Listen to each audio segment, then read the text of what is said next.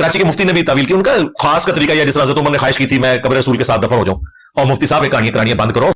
आपको आपका कीदा भी हमने समझाना है, क्योंकि आपने खुद वीडियो में माना है कि हम तो डिग्री करके फारिग हो गए थे, हमें नहीं पता था अल मुहन्नद में क्या लिखा है, इंजीनियर साहब ने निकाला है। तो अब इंजीनियर साहब बताएंगे कि अल मुहन्नद में क्या लिखा हुआ है, आप नहीं बताओगे। अल मुहन्नद अल मुफन्नद जो उलमा देवबंद ने हुस्सामुल हरमैन के मुकाबले पर किताब लिखी, जब आला हज़रत ने इनके उलमा को काफिर कहा तो इन्होंने जवाब में कहा कि ये शैतानी लश्कर है जो हम पे हमलावर हुए हैं, और अल मुहन्नद हिंद की तलवार से ठियाए हुए बाबे अल मुफन्नद आमज़ बरेलवी के ऊपर। इस पे थानवी साहब के सिग्नेचर भी हैं, मैं हूं अशरफ अली थानवी हनफी चिश्ती, स्टार्ट में उन्होंने लिखा, और काफी सारे मौलवियों के सिग्नेचर हैं। उसमें 3 अकीदे मैंने इनको 2009 से हाईलाइट कर रहा हूं, मेरा पूरा रिसर्च पेपर है कब्रों से फैज के अकीदे का तहकीकी जायजा, उसमें यह अकीदा नंबर 3 अल मुहन्नद में लिखते हैं, जहां तक बुजुर्गों की कब्रों और सीनों से फैज लेने का ताल्लुक है तो बिलाशुबा हम इसके कायल हैं। कौन? देवबंदी बरेलवियों कहते हैं ना मुशरिक, और क्या कह रहे हैं, हम बुजुर्गों की कब्रों और सीनों से फैज लेने के कायल हैं, लेकिन उस तरीके पे नहीं जो अवाम में है, बल्कि उस तरीके पे जो खवास को मालूम है।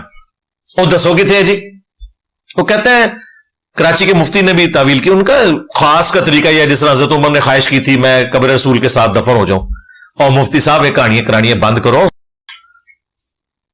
यह बात नहीं है, आपको आपका कीदा भी हमने समझाना है, क्योंकि आपने खुद वीडियो में माना है कि हम तो डिग्री करके फारिग हो गए थे, हमें नहीं पता था अल मुहन्नद में क्या लिखा है, इंजीनियर साहब ने निकाला है।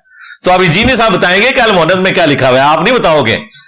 कब्रों से फैज यह है कि खुद अशरफ अली थानवी ने अरवाह सलासा किताब में 3 बुजुर्गों के हालात लिखे हैं, उसमें कासिम नानोतवी जो मदरसा देवबंद के बानी हैं, उनके बारे में लिखा कि मरने के 6 साल के बाद अपनी कब्र से निकले, ख्वाब में नहीं बेदारी में, मौलवियों की सुलह करवा के 2 देवबंदियों के मौलवी आपस में लड़े थे, दोबारा कब्र में वापस चले गए, और वो कहते हैं हो सकता है कि रूह ने अपना जिस्म कब्र से निकाला हो, या कोई मिसाली जिस्म तैयार करके उसमें रूह आई हो और जिस्मानी तौर पे बाहर निकल आई।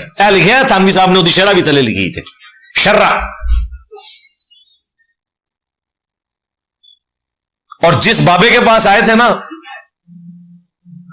जो कि कासिम नानोतवी साहब के तो बच्चों की माने था, मौलवी साहब, सख्त सर्दियों के अंदर भी लिहाफ के अंदर उसका पसीना छूट गया था जब उसने देखा कि हजरत नानोतवी आ गए हैं। जाहिर है कि मुर्दा अगर आपके सामने आ जाए तो मौलवी का भी पसीना निकल जाता है, हो सकता है कुछ और भी निकल गया हो। हाँ, मुर्दा को देख ले बंदा 6 साल बाद, ख्वाब नहीं। यह है कब्रों से फैज। इसके अलावा इनके बुजुर्ग कब्रों की मट्टी चाटा करते थे, ये सारे वाकयात मैंने कब्रों से फैज के अकीदे का तहकीकी जायजा, कई वाकयात इनके लिखे हैं, आज तक ये जवाब नहीं देख सके उन बातों का जिस पे ये बरेलवियों को तान करते थे। हमने बताया दोनों एक ही थे, बाद में थोड़ा इन्होंने आपस में फ्रेंचाइज लादा कर ली है, पीछे से एक है।